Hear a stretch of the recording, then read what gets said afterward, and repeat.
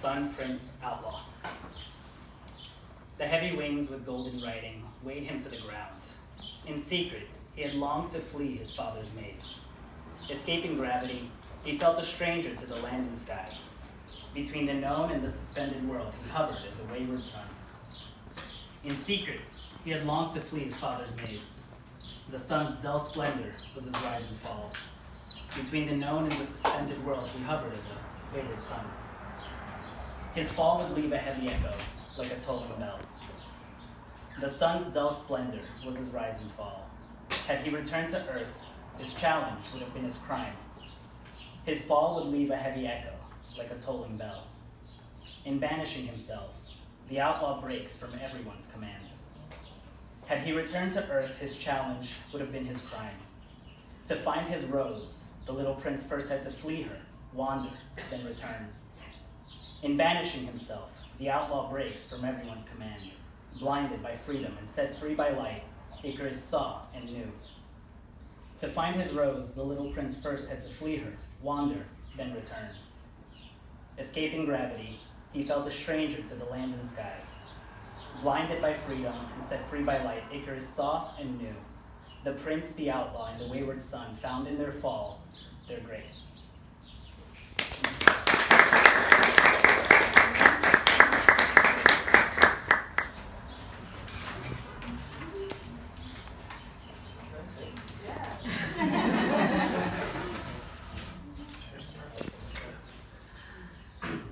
A body, a shell, a husk, by Natasha Sakharovsky. The blue breakfast bowl cradles the early morning light, but refuses to hold my thoughts.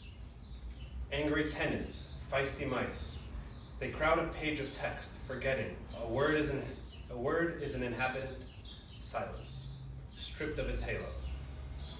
As a child, I'd watch the V-shaped fruit clusters of box elders, flattened anchoring seeds attached to an elongated thin wing, helicoptering softly through Odessa's autumn air, lithe tokens of time twirling onward until caught by a trembling hand. Some seeds settle snugly into the pine cone, wed to their place with a fragrant ray. Some seeds settle snugly into the pine cone, wed to their place with a fragrant resinous tar. Some are buried deep within the sweet, soft flesh of their fruit. I've always swallowed apple seeds along with the core, and they gently prickled my tongue, a merry throng of children, jostling each other with their elbows and knees, kicking up dust on their way to a river. They carry its name on their lips, but each seed moves a little deeper into the earth, a little closer to its core.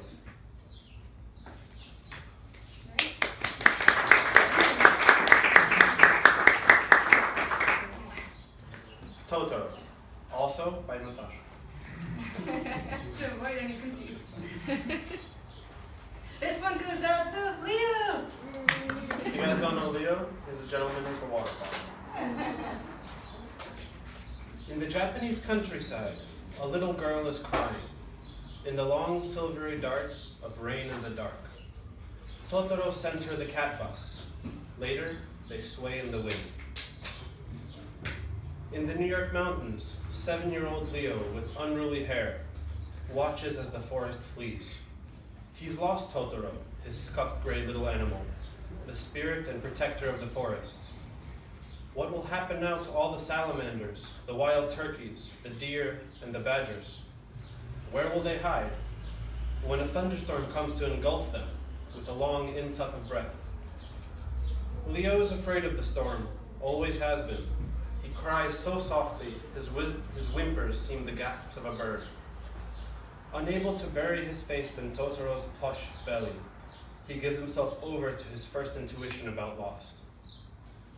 In its intensity, a child's grief approaches the crystallization of meaning, a flower into another world ushered by hysterics, where a single branch of the camphor tree carries the weight of Leo and his beloved animals, the owls, the butterflies, the birds, and the toads. Totoro's also poised on that branch. His toothy grin examines them all. Brazen, unforgiving, unflinchingly honest, about what to expect from a hollowed, haloed world. In Istanbul, everyone is watching each other. Perched on tiny stools, the old men watch the sun dance on the ruins and suddenly turn the corner. The young men watch women go by in a kind of trance that has less to do with desire than metaphysical unease. The cats appearing out of nowhere watch the old man stuck in their land of backgammon and honey. They also watch intruders who speak a different language, breaking the spell of this labyrinth of gazes. One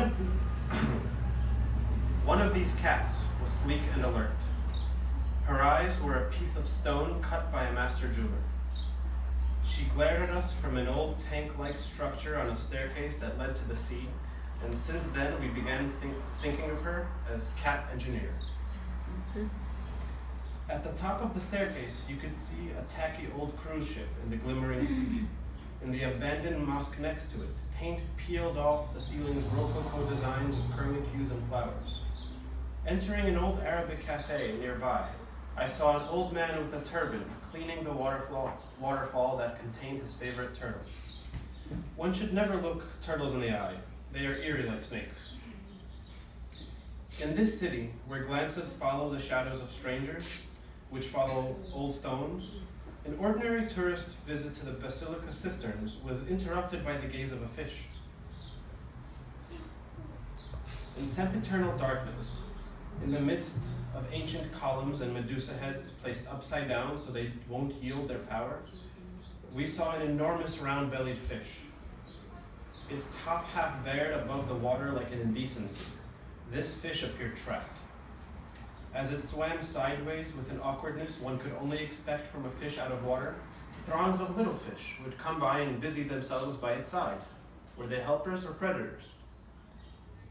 Then it swam on its side, half of its body always floating above the water. We did not see its eyes, so why include it here with the cat, the turtle, and the city of eyes?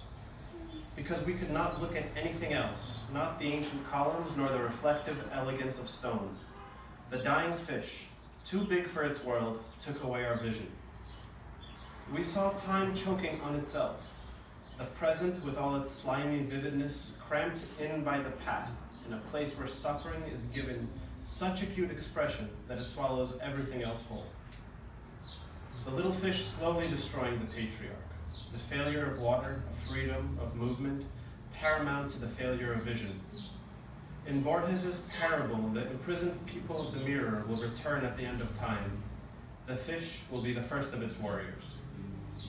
How are we doing? Are we okay? And concentration? Do we need a break? What do we think? Good. Okay. I think we should take a break soon. Land's End. This is also a San Francisco poem.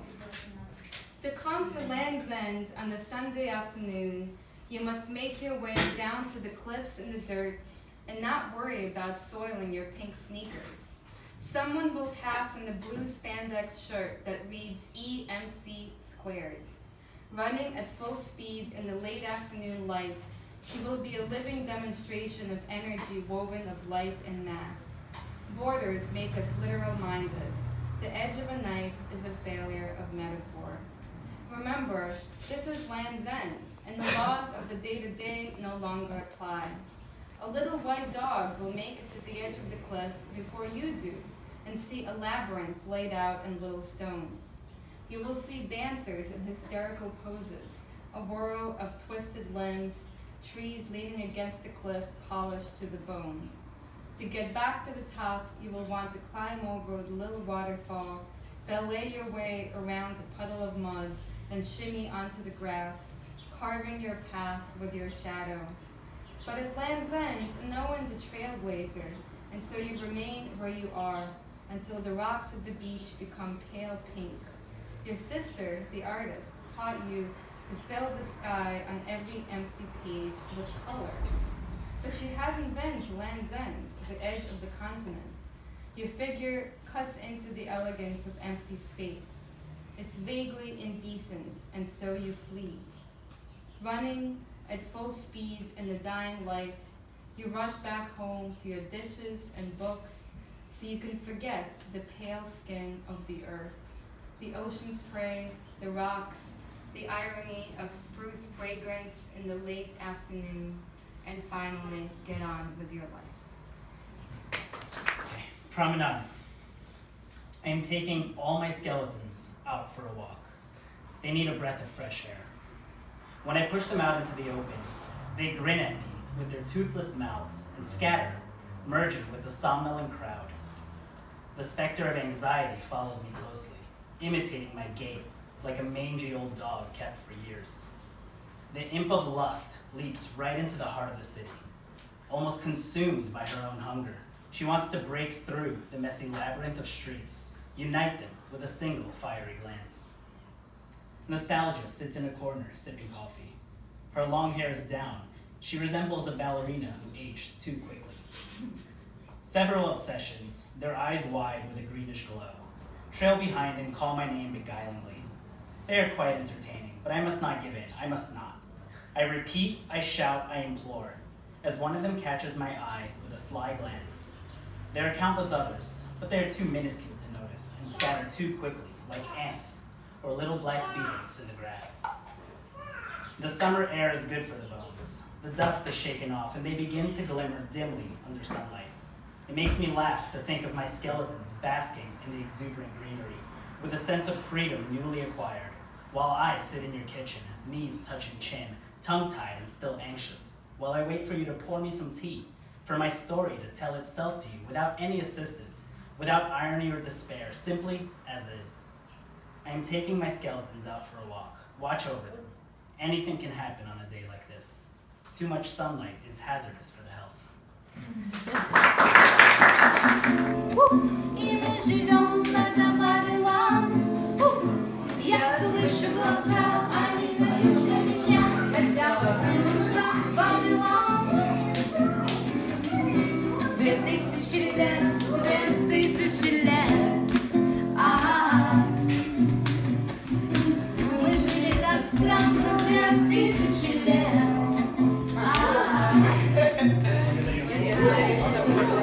Я не мальчик, понял ты.